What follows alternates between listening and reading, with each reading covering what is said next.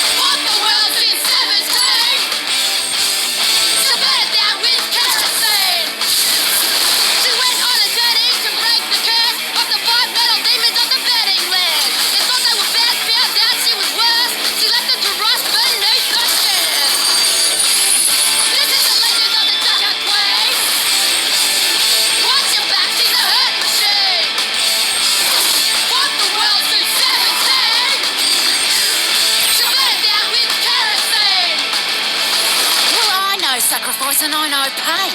Onyx Mutants Raiders, many I'd say. Junker Town is my domain, and when I'm done, none of this will remain. There will be a reckoning! Okay, so a lot of context there. One, reckoning, she will never let things get done that way or whatever she was talking about then there. But yeah, definitely short little thing right here. Riding, I'm guessing this is supposed to be a statue of her, I guess, or just kind of like showing that she watches over Junkertown, metaphor kind of thing. Then you got these people, I think Omnics? Yeah, the Omnics, some Omnics trying to attack her, I guess, and then she slams down and destroys them, I suppose. Um, then, and like, it's just her in different poses, which is really cool, showing off how she fights. Then her in the darkness, bringing light to, I guess it's her trying to metaphor again, trying to like tell us she brings light to Junkertown. She kind of brings it, makes it come alive almost. Um, then you have her standing in a pose like, I guess this is her after she destroys the Omnics and build her own kind of Omnics robot kind of thing. I've never seen these before, so I will hope to see them in Overwatch 2. Um, oh, so maybe because her origin story, I should say, the animated short I just did a video on is before she became queen. Maybe after she became queen, that's when the other buildings outside of Junkertown became to existence. So actually, it wouldn't be really that much changed in there because it would be the exact same kind of Junkertown. But I guess it can add a little bit more. I guess in a sense, if she really wanted to. Then her cutting down some Omnics there as well. These Omnics are crazy. Like I want to see us do an event with these Omnics. Like this is crazy. Then her throwing a grenade or something like that, and then blowing up the Omnics, I guess. But yeah, and then her declaring. And when I'm done, none of this will remain. There will be a reckoning! There will be a reckoning. I don't know what that means, but sure. And it just kind of ends there, and then show her in her chair again. So let's move on to the next thing. But I do like this though. It really is cool though. Shows some of her cool poses that she does when she fights and stuff like that, which is really cool. And showing us what happens when she took over. So apparently, according to the Overwatch team, this Junker Queen is already there in Overwatch 1. You just never see her, which is cool. So the Queen's Decree actually is already on. I already read that before. It's on the side. It's on the wall already in Overwatch 1. You just don't see her character until Overwatch 2 because they just now showing her off. So they were building up to that character, which is really cool. I do like that. So now we're taking a deep dive into the Junker Queens. I guess they're going to show off her abilities more or so right now. So let's go ahead and jump into it.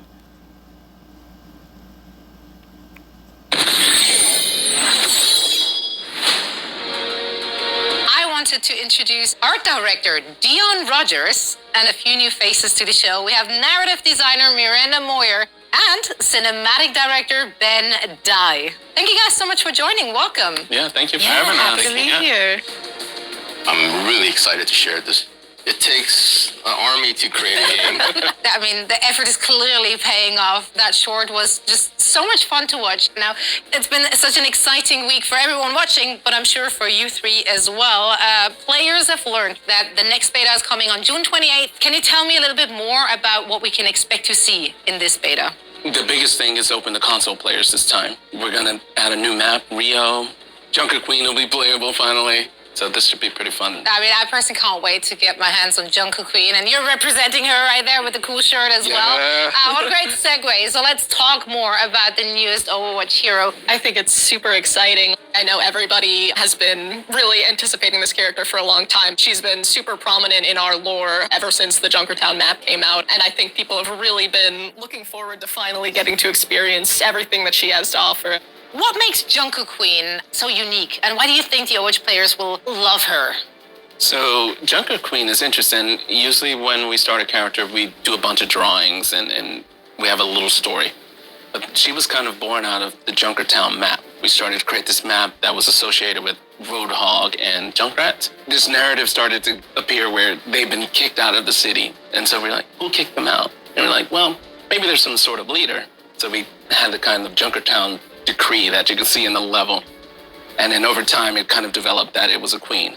During the short, we're actually developing her personality. She's full of attitude. You know, that's what we love about her is she's really, really strong. So she's very recognizable. And obviously the lore behind her is very interesting. So some of that potentially can bounce off what the game design will be. It's great to hear that it's just such a collaboration with the Overwatch team. Yeah, this is a fun part about working together. The Overwatch universe, it's filled with memorable heroes. And as you say yourself, Ben, it does take a village of dedicated developers to really bring each one of those to life, but in a meaningful way. So let's take a deeper look at the making of Junker Queen.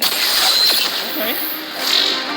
When we started on Junker Queen, first we have to decide what kind of role she's going to take. So she's a tank. She's a really aggressive tank. Okay, You know, we didn't want her to be kind of a Reinhardt style, stay back and guard her team. She's got this very ferocious nature, and we wanted for that to be represented in her gameplay as well. Personally, what I'm most excited about Junker Queen is just her big axe, you know, just to be able to swing that thing around is awesome. It's always great to have some sort of anchor point and make sure we really incorporate this axe into her abilities.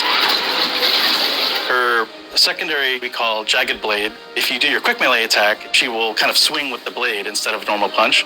It does a little bit of extra damage and creates a wound on the enemy. So she can throw the blade as her secondary fire, and it's really a great sort of skill shot to be able to land on an enemy, especially like a moving enemy if you can land it.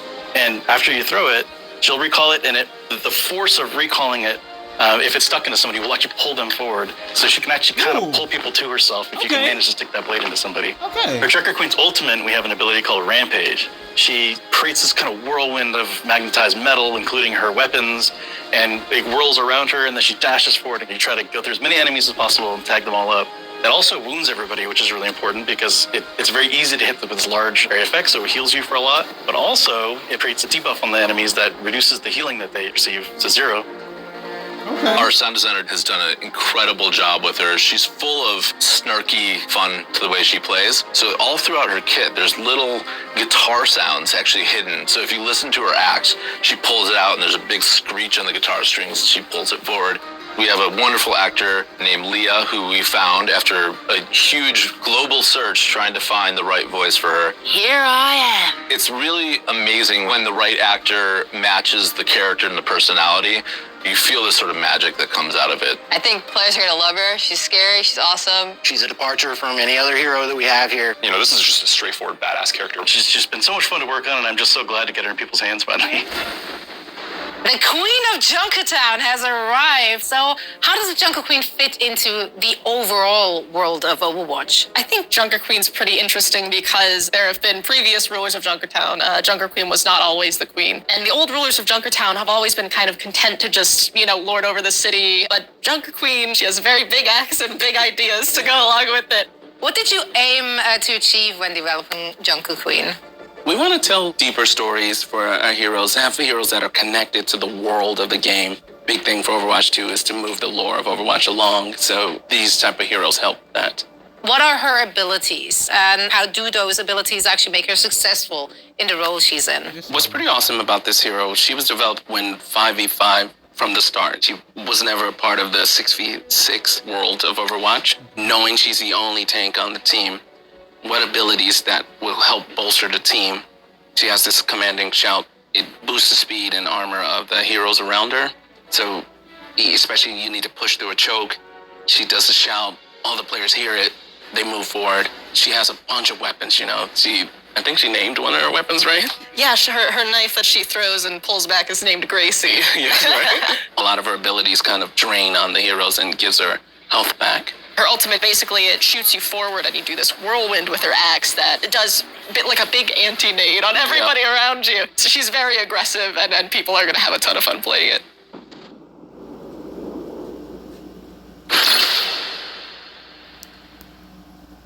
Okay, so we have... Find the right voice for her. We have an axe. We have a knife, so the knife can pull people into her. Which I've got that part. I do like that. I like how the whirlwind gives, it kind of does chip damage. Like they said, kind of bleeding effect on the other teammates if they get hit into it, if they're in the line of sight of the axe whirlwind thing. So that's her ult. And then you have this, kind of like chips at their HP. I do like that. And then the scatter gun, which is really nice.